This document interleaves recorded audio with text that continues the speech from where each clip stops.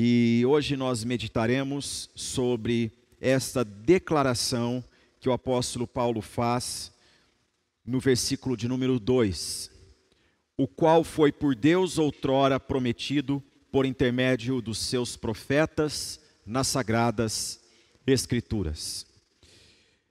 Eu começo nossa aula desta manhã, esse estudo bíblico nosso, trazendo para você uma pergunta. E essa pergunta, ela talvez já tenha ocorrido na sua experiência cristã, e ela é muito importante de ser respondida. E exige de nós uma responsabilidade com o Senhor e com a sua bendita palavra, para que nós a respondamos. Esta pergunta é: o que é o Evangelho? E por que o Evangelho e não outra filosofia ou outra opção, como as pessoas dizem? O Evangelho não é filosofia, mas as pessoas sempre, quando fazem essa pergunta, elas nos questionam em termos de uma opção de espiritualidade.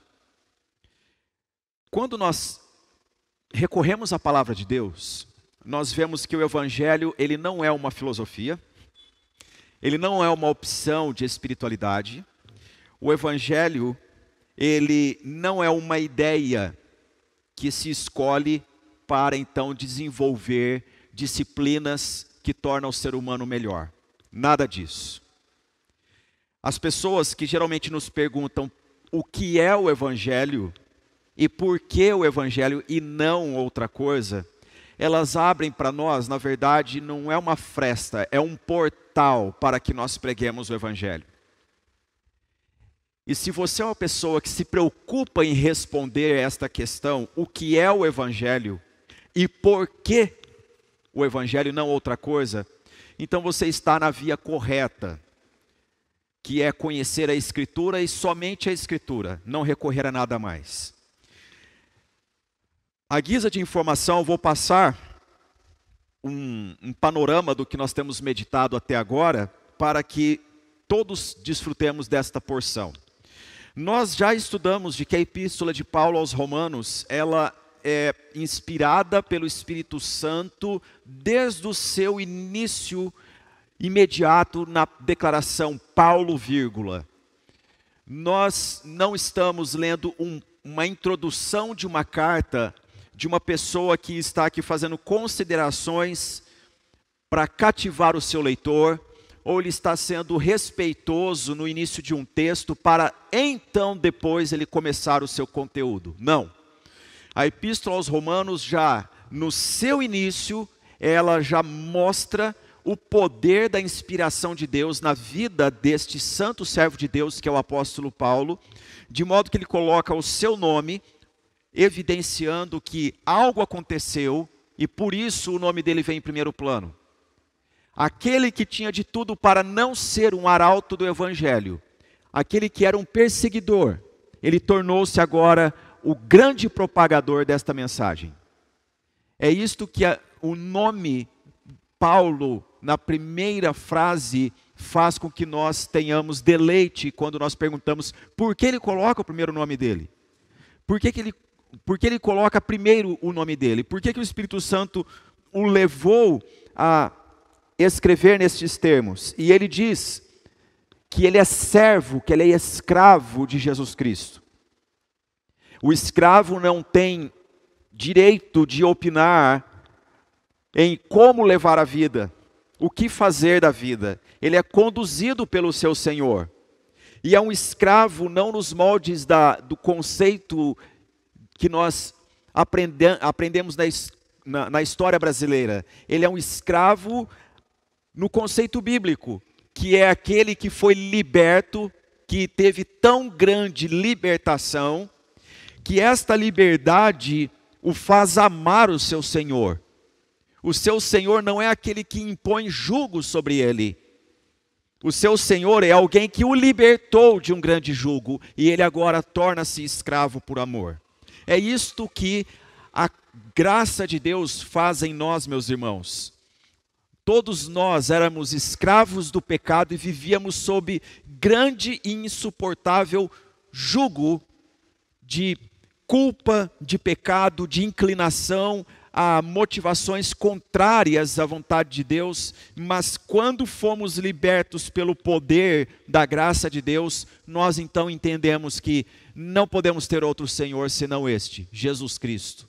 E é isso que Paulo faz, e ele então aponta que este Senhor, o bendito Senhor Jesus, chamou ele para o apostolado, ou seja, ele é alguém escolhido a dedo por Jesus para ser testemunha diante de todos os demais povos da ressurreição do Senhor, da vida do Senhor, da mensagem do Senhor. E ele então menciona separado para o Evangelho de Deus. Qual a necessidade de uma pessoa dizer que ela foi chamada por Jesus e logo imediatamente ela diz separada para o Evangelho de Deus? Eu salientei na última aula nossa sobre a questão do Evangelho ser de Deus e não de homem algum. Não é Evangelho de apóstolo. Todos os apóstolos, eles pregaram o Evangelho do Senhor Jesus. Todos eles. E Paulo diz, eu também fui separado pelo Senhor Jesus para pregar o Evangelho de Deus. E ao dizer isto, então, ele define para nós o que é o Evangelho, o qual foi por Deus. O artigo definido aqui, o qual foi, refere-se ao Evangelho. Foi por Deus, outrora, prometido por intermédio dos seus profetas nas Sagradas Escrituras. Muito bem. Essa declaração, ela traz para nós uma realidade de convicção que muda a vida toda. Porque quando nós concebemos de que Deus, na eternidade, Ele tem um plano, e este plano faz com que Ele crie todas as coisas, este plano envolve a redenção, então tudo na nossa vida não é mais obra do acaso. Tudo na nossa vida não é obra do acaso. Nós somos o que somos e estamos onde estamos porque Deus tem um plano. E este plano de Deus visa incluir pessoas como eu e você para o louvor da sua glória. Pastor, onde que está escrito isto? Nós estamos acompanhando o que diz desde a primeira menção no versículo 1 na frase A, Paulo, vírgula. O plano de Deus em envolver um homem que outrora, como ele disse para Timóteo, outrora eu fui insolente, perseguidor, mas sobreveio sobre mim a graça e o amor de Deus em Cristo Jesus. Isto muda tudo. E o amor de Deus em Cristo é algo que desde os tempos eternos o Senhor engendrou, revelar à sua igreja. E Paulo então diz sobre o Evangelho, o qual foi por Deus, outrora, prometido por intermédio dos seus profetas nas Sagradas Escrituras. Nós então fazemos a pergunta, onde na Escritura é que foi prometido isso? Uma resposta imediata que eu lhe dou é, em todo o Antigo Testamento. Em todo o Antigo Testamento. Não é uma passagem que você busca como agulha no palheiro para justificar que Jesus foi prometido por Deus por intermédio dos seus santos profetas. Não, não é uma única passagem. É toda a Escritura nos aponta Jesus. E aqui é o primeiro ponto da minha aula hoje. É que a Bíblia Sagrada não é uma coleção de princípios de viver melhor. A Bíblia Sagrada não é uma coleção de histórias de pessoas que andaram com Deus. É também. A Escritura, ela é a revelação de Deus apontada em Jesus Cristo. Apontada, sim. Paulo emprega no versículo 4 o termo designado, apontado por Deus. Ele está referindo-se a Jesus Cristo, mas Ele não está falando do evangelho? Sim, o evangelho não é apenas uma mensagem, é uma pessoa. É uma pessoa. Quão importante é isso? Porque se você tirar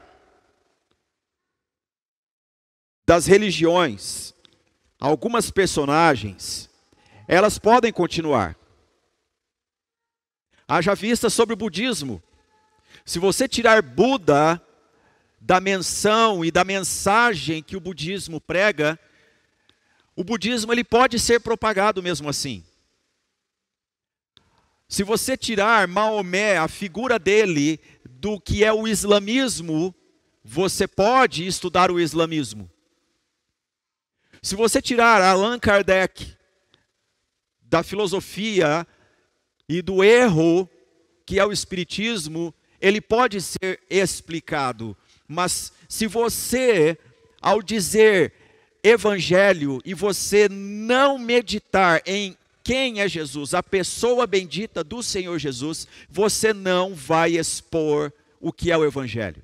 Não tem como nós dizermos que somos evangélicos sem Jesus. Não tem como nós respondermos o que é o evangelho sem Jesus. Jesus, ele é a pessoa central do evangelho. Ele é o evangelho em pessoa. E é sobre isso a nossa aula esta manhã. Vejamos o que Paulo diz sobre o ser prometido por intermédio dos seus profetas nas Sagradas Escrituras. E eu quero fazer uma viagem com você nesta manhã na leitura bíblica. Vamos primeiramente meditar sobre a primeira menção que nós temos na Bíblia sobre a vinda do Senhor Jesus.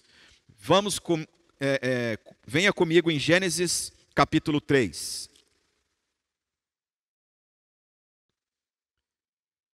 Livro do Gênesis, capítulo 3.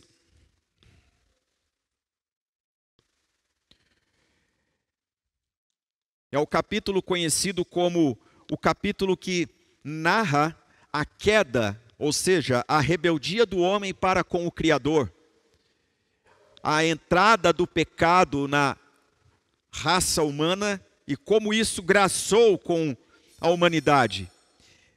Neste capítulo em que o autor sagrado ele está expondo uma verdade histórica, não é uma fábula, é uma verdade histórica.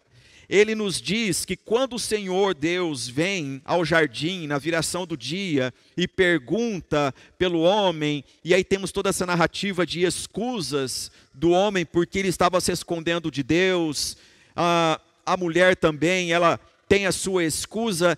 Então vem uma sentença no versículo 15, que você já deve ter ouvido falar desse termo, nós chamamos de proto-evangelho. Ou seja, é o evangelho sendo anunciado pela primeira vez desde os tempos, desde o primórdio da raça humana. O versículo 15 diz: porém inimizade entre ti e a mulher. O Senhor Deus está falando com a serpente enganadora, e ele diz: entre a tua descendência e o seu descendente. Notem vocês, mais uma vez, o artigo definido aqui, que não aponta para os seus, mas o, no singular. Não está dizendo que há uma inimizade entre o animal, serpente, e seres humanos. Está dizendo que não há uma relação entre o descendente que viria desta mulher com o enganador, com o tentador. E então o autor nos diz na segunda parte do versículo, este, dizendo de quem? Do descendente. Este te ferirá a cabeça, e tu lhe ferirás o calcanhar. Com essa declaração, o leitor da Bíblia Sagrada, lá na antiguidade, já fazia uma pergunta: quando que isso vai acontecer? Deus está aqui pronunciando algo que ele vai levar a efeito, então eu preciso acompanhar esse fluxo, esta revelação que está sendo concedida, esta toda esta narrativa desde o primeiro versículo do capítulo 1 de Gênesis, porque Deus está prometendo uma solução para reverter este quadro de rebeldia do homem para com Deus. Quando que isso vai acontecer? Irmãos, não tem como uma pessoa folhear as primeiras páginas da Bíblia e não fazer essa pergunta. Ao fazer esta pergunta, o leitor então ele vai caminhando e ele vê tanto a questão de como Satanás ele tenta frustrar o plano de Deus e como que a humanidade ela vai sendo acompanhada por um olhar maligno que vai tentando dissuadi-la da obediência ao Senhor Deus. Mas nós vemos que Deus está sempre cuidando nos bastidores para que o seu plano, a sua vontade seja levada a efeito. Nós então lembramos de um outro episódio em Gênesis capítulo 22.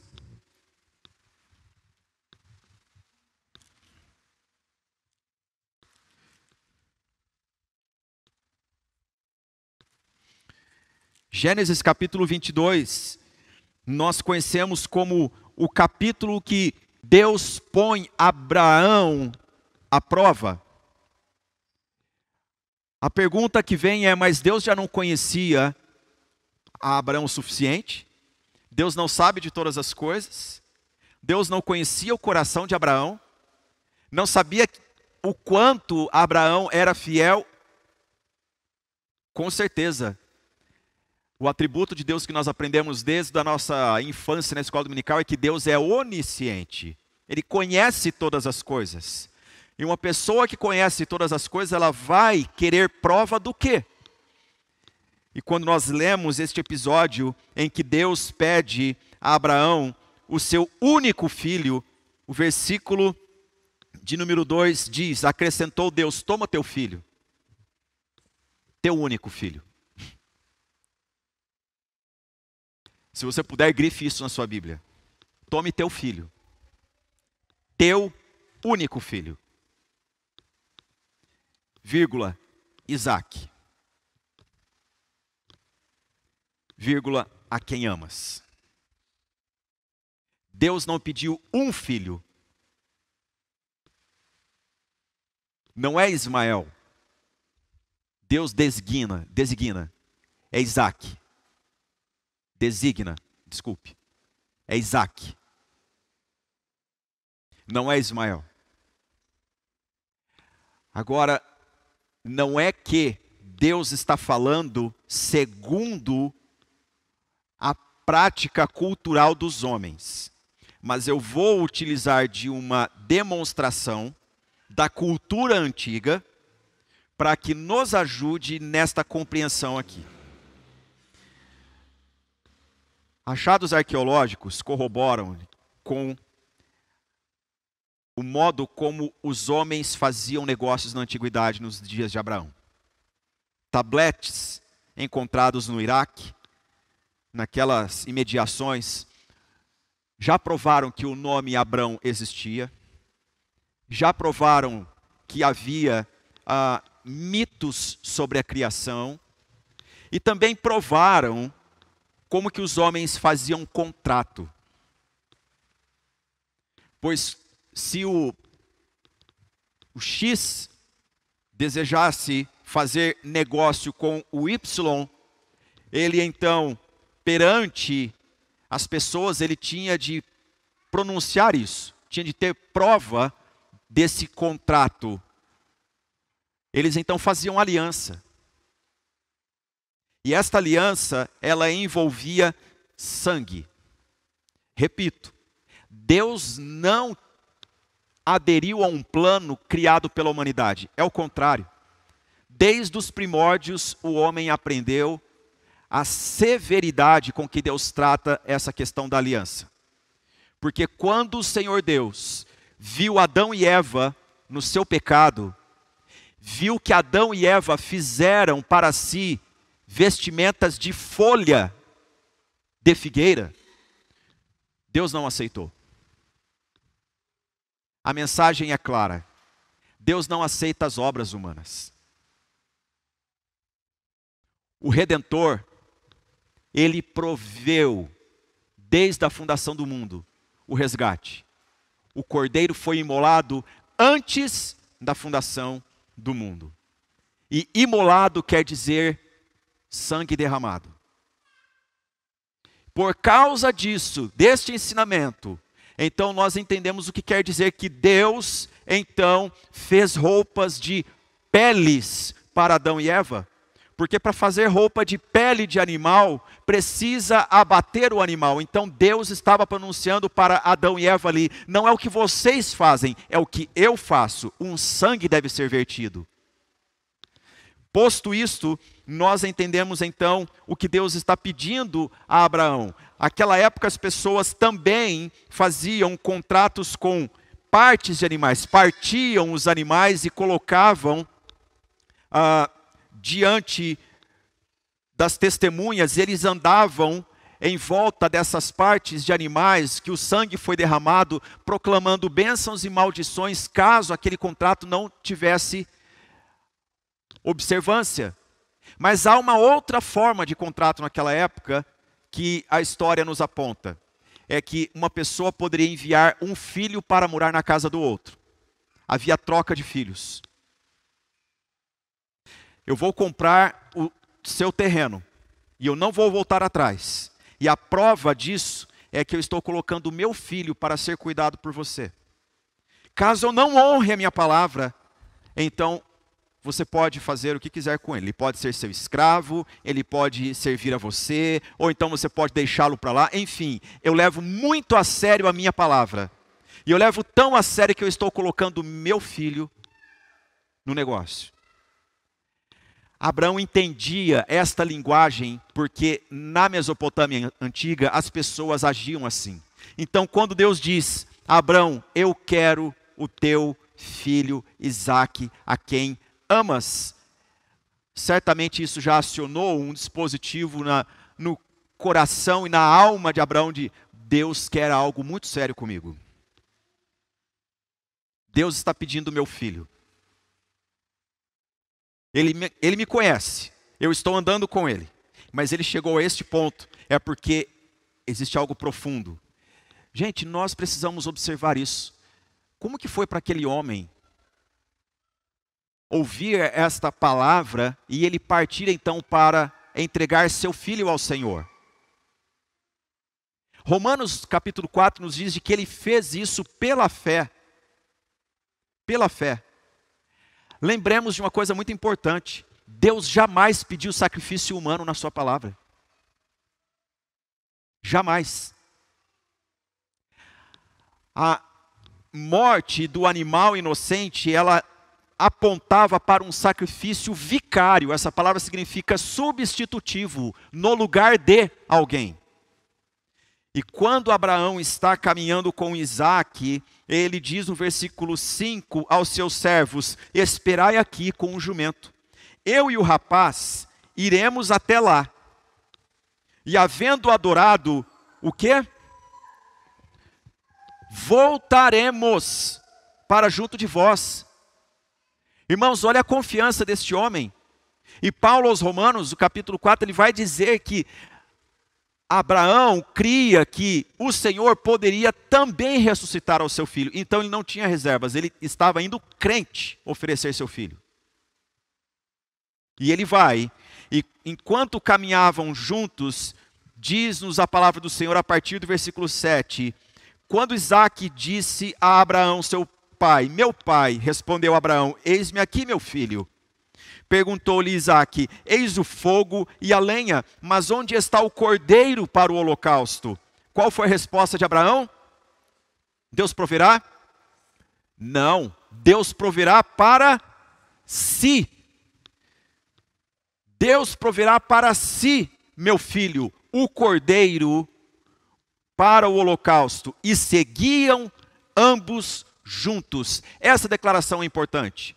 Porque a justiça de Deus é que deve ser satisfeita.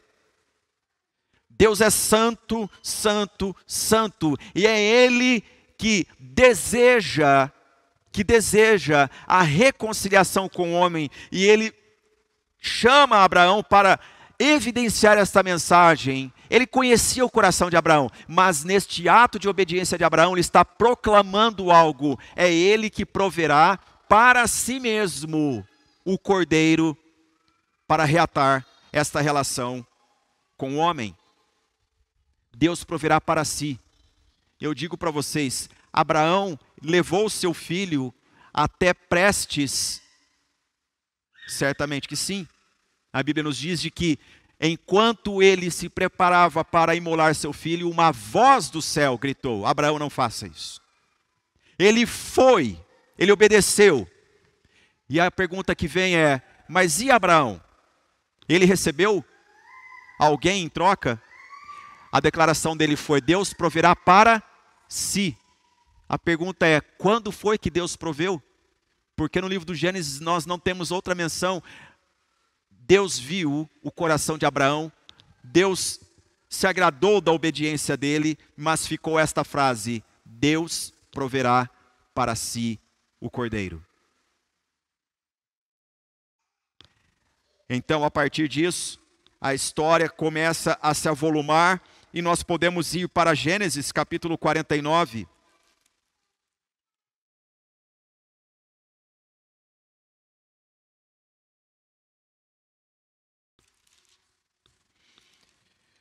Gênesis 49, quando Jacó está prestes a falecer e ele então abençoa os seus filhos. E a partir do verso 8, quando Jacó abençoa Judá, ele diz: Judá, teus irmãos te louvarão, a tua mão estará sobre a cerviz de teus inimigos, os filhos de teu pai se inclinarão a ti. Judá é leãozinho, da presa subiste, filho meu. Encurva-se e deita-se como leão, e como leoa, quem o despertará? O cetro não se arredará de Judá, nem o bastão de entre seus pés, até que venha Siló. Shiló, em hebraico, significa enviado. Enviado. Jacó diz: até que venha o enviado. A pergunta do leitor é: quando é que Deus enviará? E ele pronunciou isso por boca de Jacó, quando abençoava seu filho Judá. Nós já temos um endereço, é na tribo de Judá. Ele amarrará o seu jumentinho à vide, e o filho da sua jumenta à videira mais excelente. Lavará as suas vestes no vinho, e a sua capa em sangue de uvas. Irmãos, que espécie de uva produz sangue?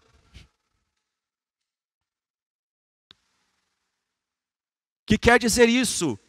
Nós estamos vendo uma verdade eterna sendo declarada em termos poéticos, num gênero poético, mas ela desperta para esta realidade: vinho, sangue. Não tem como você não se lembrar do Senhor Jesus quando você lê essas palavras. E não para por aí. Nós temos ainda no livro de Deuteronômio, capítulo 18. Vamos até Deuteronômio, capítulo 18.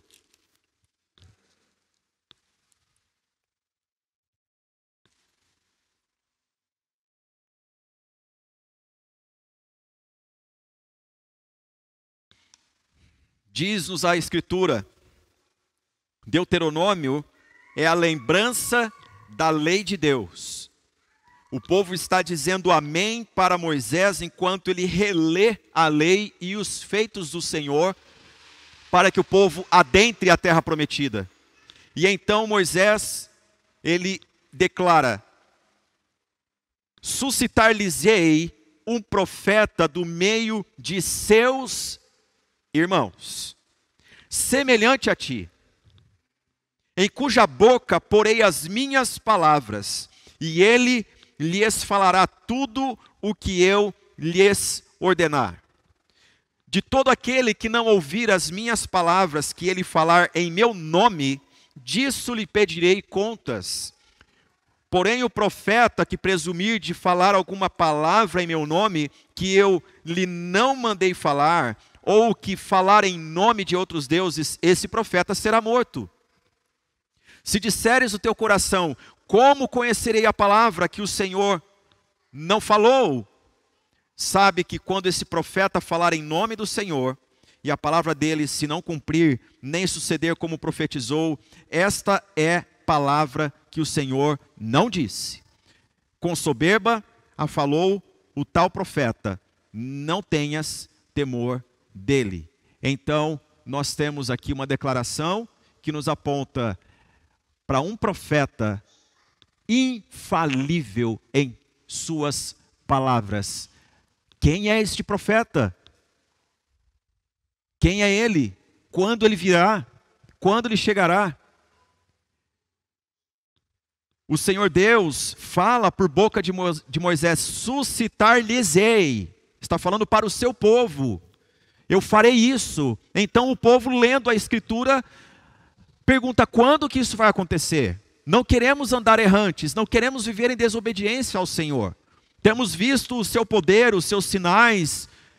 Nós dizemos amém para a lei do Senhor e queremos viver segundo os preceitos do Senhor. Quando que esse profeta chegará? É a pergunta que o povo faz ao longo da Escritura, ao longo da história no Antigo Testamento. E é maravilhoso quando nós vemos o Senhor respondendo a este povo ao longo da história. Caminhemos até segundo o livro de Samuel, capítulo 7.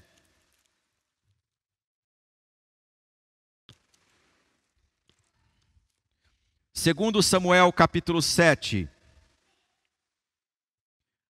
A partir do verso 12, a Escritura Sagrada assim nos diz. Deus falando a Davi: quando teus dias se cumprirem e descansares com teus pais, então farei levantar depois de ti o teu descendente, que procederá de ti, e estabelecerei o seu reino. Este edificará uma casa ao meu nome, e eu estabelecerei para sempre o trono do seu reino. Eu lhe serei por pai, e ele me será por filho. Se vier a transgredir, castigá-lo-ei com varas de homens e com açoites de filhos de homens. Mas a minha misericórdia se não apartará dele, como a retirei de Saul, a quem tirei de diante de ti. Porém a tua casa e o teu reino serão firmados para sempre diante de ti. Teu trono será estabelecido para sempre. Irmãos, faz sentido o Deus eterno declarar a um homem moribundo no seu leito, prestes a morrer, de que o reino dele não terá fim. Faz sentido o Deus eterno, ele dizer que o descendente imediato deste rei que está morrendo, ele então terá um trono interminável. Obviamente que não. Mas o Senhor aqui, ele está levando a efeito a sua promessa desde os tempos eternos, desde o momento de Gênesis 3,15, que o seu descendente viria, e agora ele nos aponta, ele vem para reinar. Ele é profeta, Moisés disse em Deuteronômio 18, ele é profeta de Deus, e agora vem a palavra do Senhor a Davi, ele será rei. Profeta e rei. Agora veja você que coisa maravilhosa. Em Isaías capítulo 7.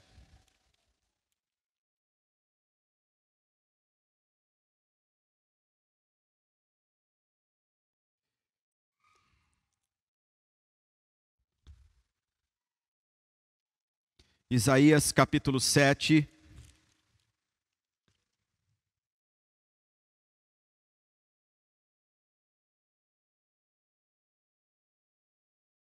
versículo de número 14. Portanto, o Senhor mesmo vos dará um sinal.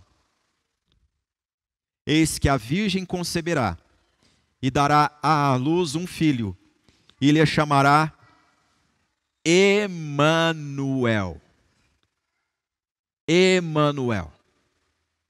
Se nós tomarmos essa palavra e formos a examinar toda a complexidade que ela tem, nós chegamos a algo parecido com alguém que habita no barro. Alguém que toma forma no pó da terra. O profeta Isaías, ao dizer sobre o sinal de Deus, ele não diz apenas sobre a virgem que conceberia, mas ele fala também sobre encarnação. Vocês estão vendo, meus irmãos, como a Escritura Sagrada, ela vai nos conduzindo por um fio de ouro, nos apontando o plano da redenção sendo levado a efeito.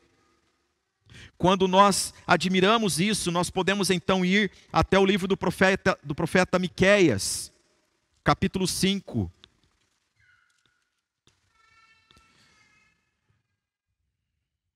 Miqueias capítulo 5, versículo 2, nos diz: E tu, Belém Efrata, pequena demais para figurar como grupo de milhares de Judá, de ti me sairá o que há de reinar em Israel,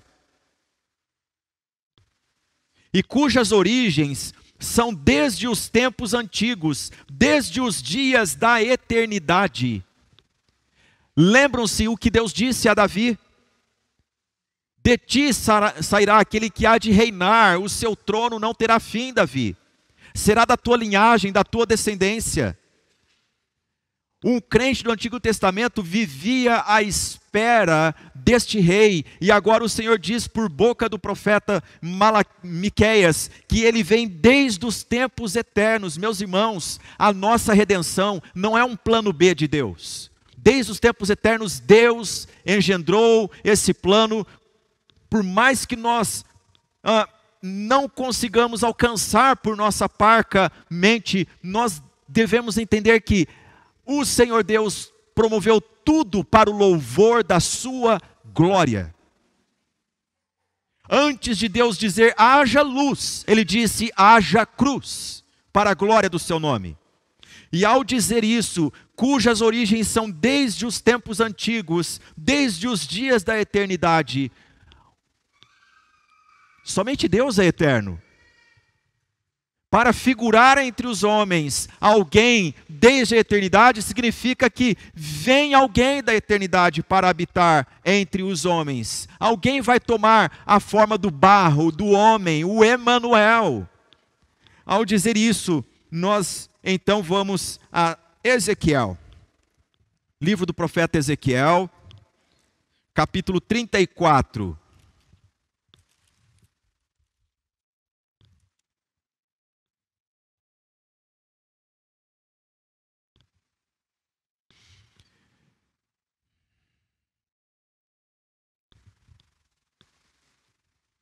Ezequiel 34, a partir do versículo 15, a palavra do Senhor assim nos diz: Eu mesmo apacentarei as minhas ovelhas e as farei repousar, diz o Senhor Deus. A perdida buscarei, a desgarrada tornarei a trazer, a quebrada ligarei e a enferma fortalecerei, mas a gorda e a forte destruirei, apacentá-las-ei com justiça. Quanto a vós outras, ó ovelhas minhas, assim diz o Senhor Deus: eis que julgarei entre ovelhas e ovelhas, entre carneiros e bodes. Agora veja só, versículo de número 23. Suscitarei para elas um só pastor, e ele as apacentará. O meu servo Davi é que as apacentará. Ele lhes servirá de pastor. Eu, o Senhor, lhe serei por Deus, e o meu servo Davi será príncipe no meio delas. Eu, o Senhor, o disse. Irmãos, Deus fala por boca de Ezequiel, num contexto em que o povo havia pecado, estava no cativeiro babilônico, e o povo perguntava-se sobre a redenção, quando que Deus os libertaria, e o Senhor os faz se lembrar da promessa que ele fez a Davi. E no contexto de cativeiro em que o povo está disperso, o Senhor Deus fala: eu vou trazer todas as minhas ovelhas para o meu aprisco. Ele é o descendente da mulher, ele vem da linhagem de Abraão. O Senhor prometeu que ele é o cordeiro, segundo o desejo dele. Deus proverá para si o cordeiro. Ele seria profeta, Moisés diz, ele seria rei. Agora aqui nos diz o caráter dele, ele é um pastor. O supremo pastor. Irmãos, ao meditarmos nessa declaração, nós também podemos ir até o livro do profeta Zacarias.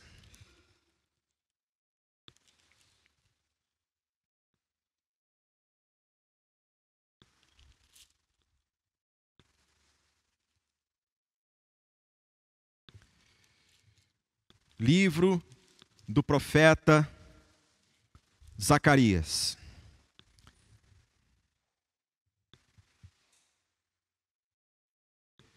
Capítulo 3, o Senhor Deus diz, versículo 8: ouve, pois, Josué, sumo sacerdote, tu e os teus companheiros que se assentam diante de ti, porque são homens de presságio. Eis que eu farei vir o meu servo, o renovo. Está com letra maiúscula na sua Bíblia? O renovo, este ramo que vai brotar, ele virá. E o Senhor está dizendo isso para um sacerdote. Este homem, ele entende a mensagem de Deus, que Deus enviará também alguém que cumprirá os preceitos do Senhor segundo a lei, a santidade, e que adentrará o lugar santo. E o Senhor promete isso a Zacarias, e olhe que coisa maravilhosa, no capítulo 4, no versículo 6, prosseguiu ele e me disse: esta é a palavra do Senhor a Zorobabel, um dos homens que voltaram do cativeiro para a reconstrução de Jerusalém.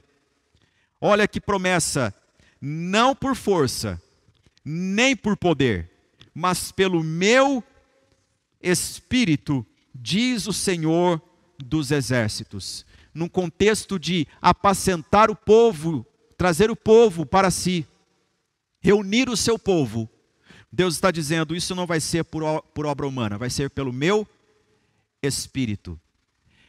Você se lembra daquela garota entre seus 12 e 16 anos,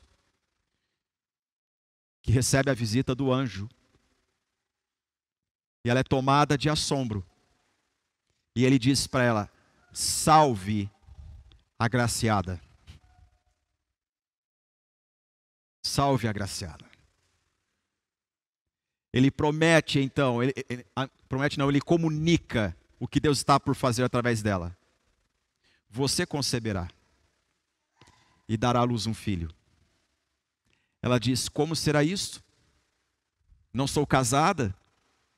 E a resposta vem: descerá sobre ti o Espírito Santo. Por isso, o ente que há de nascer de ti será chamado santo, gerado pelo Espírito. Gerado pelo Espírito Santo de Deus. Quando nós lemos a Escritura em Romanos, voltemos lá.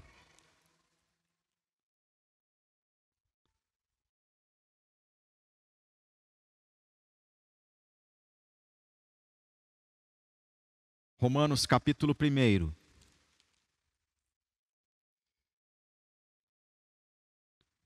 E vemos Paulo dizendo para os irmãos de Roma: eu fui separado para o evangelho de Deus, o qual foi por Deus, outrora prometido por intermédio dos seus profetas nas sagradas escrituras. Lemos alguns textos que nos apontam as promessas que Deus fez ao seu povo. E agora esse grande homem de Deus está mandando uma carta para crentes em Roma dizendo: Deus prometeu por intermédio dos seus profetas nas sagradas escrituras. Nas sagradas escrituras. Eu gostaria de compartilhar com vocês uma experiência que eu tive certa vez. Quando eu estava em Campinas e pastoreava jovens, havia um adolescente que ele desejava muito pregar o evangelho para os seus amigos. E ele então falou: pastor, se um dia eu chamar os meus amigos em casa, o senhor me ajuda? E eu aceitei o desafio dele, de estar com ele e os seus amigos. E eu não imaginava como seria aquela experiência. Primeiro porque eu pensei que fossem uns 2 amigos. Mas aquele garoto, ele chamou todas as pessoas que ele convivia. E a casa estava abarrotada de gente. Universitários saindo pelas janelas. E eu entendi aquele compromisso, a seriedade que ele teve, porque no trajeto eu tive muita dificuldade de chegar, a começar pelo carro. E ele me ligava: pastor, você está chegando. Pastor, você quer que alguém da minha família te busque? Encosta o carro em algum lugar e venha. Eu pensei: meu Deus, que rapaz desesperado. Ele falou que ia chamar os seus amigos, e eu, com a minha imaginação em 2 pessoas no máximo. Quando eu cheguei na casa daquele garoto, havia umas 40 pessoas. E aí, quando começamos a dialogar, um deles disse assim: eu gostaria de fazer uma pergunta. Por que vocês vêm e dizem para nós acreditarmos no que vocês pregam, e outras pessoas do nosso meio não podem se levantar aqui, agora, nesse momento, e oferecer a filosofia delas, a espiritualidade delas, para que outros também aceitem? A hora que ele esboçava, ele então fez a segunda pergunta. Ele diz: o que me garante você de que a fé nesse Jesus, nesse homem da história, é o que deve ser observada? Eu imediatamente orei, pedindo graça do Senhor. E eu disse para ele algo que a palavra do Senhor sempre apontou no meu coração. Primeiro, Romanos capítulo 1, verso 2 diz: o qual foi por Deus, outrora, prometido por intermédio dos seus profetas nas Sagradas Escrituras. E eu comecei a raciocinar com eles nas principais religiões e filosofias que as pessoas tomam para si como verdade. E eu disse para ele: Buda foi prometido por quem? Allan Kardec foi prometido por quem? Maomé foi prometido por quem? E a resposta de todos era um coral: ninguém. Ninguém prometeu. Ninguém prometeu que viria. Ninguém prometeu que enviaria. Ninguém. Eu disse: é por isso que eu creio no Evangelho. Porque o livro do Gênesis começou a ser escrito aproximadamente no ano 1500 antes de Cristo. E o Senhor prometeu milhares de anos antes de que Ele enviaria alguém. Isso só gerou expectativa no povo santo de Deus. E todo aquele que obedeceu à lei de Deus, que esperou a redenção que vem da parte do Senhor, nós encontraremos na eternidade. Jesus veio segundo o plano de Deus. Aqui nós articulamos heresias da igreja primitiva. Porque na igreja primitiva surgiu um homem que dizia que era impossível o eterno tornar-se a carne, ele encarnar. E as heresias da igreja primitiva diziam que Jesus ele não era o Filho de Deus, que veio desde a eternidade, mas sim que ele era um homem que Deus, com a caminhada, foi aprovando e uma hora disse: está aí o cara perfeito que eu precisava. Não é isso que a Bíblia nos diz. A Bíblia nos diz de que desde os tempos eternos, aquele que vem desde os tempos eternos, como nós lemos na profecia, ele veio. De modo inconfundível, a Virgem concebeu. Ela deu à luz um filho. O seu nome é Jesus, que significa Yahvé é a salvação. Ele molhou as suas vestes. Não foi no vinho, foi no próprio sangue. Ele veio, sim, ele veio. Ele é o profeta infalível de Deus. Pois ele disse: pode passar céus e terra, mas as minhas palavras não passarão. Quando ele disse no sermão profético: não ficará pedra sobre pedra que não seja revolvida, no ano 70, quando os romanos derrubaram o templo e reviravam as pedras, eles então choravam dizendo: era verdade. Ele era o Messias que deveríamos abraçar, amar de todo o nosso coração. Irmãos, esta aula nos ensina algo muito importante. É que toda a Escritura aponta para Jesus. Não existe ler somente o Novo Testamento. Toda a palavra é inspirada por Deus. E quando nós temos alguma dúvida na palavra de Deus, nós não vamos ao Google, nós vamos à palavra. Porque a Bíblia se explica. A Bíblia, ela responde nela mesma todas as indagações que nós podemos ter. E a Bíblia, ela nos aponta para alguém, Jesus Cristo. Paulo diz: o qual foi por Deus, outrora, prometido por intermédio dos seus profetas nas Sagradas Escrituras. Que alegria é para nós lermos as Escrituras, vermos que a promessa se cumpriu, e nós somos produto do plano de Deus desde a eternidade. E é isso que nós viemos celebrar aqui esta manhã. A salvação em Jesus Cristo.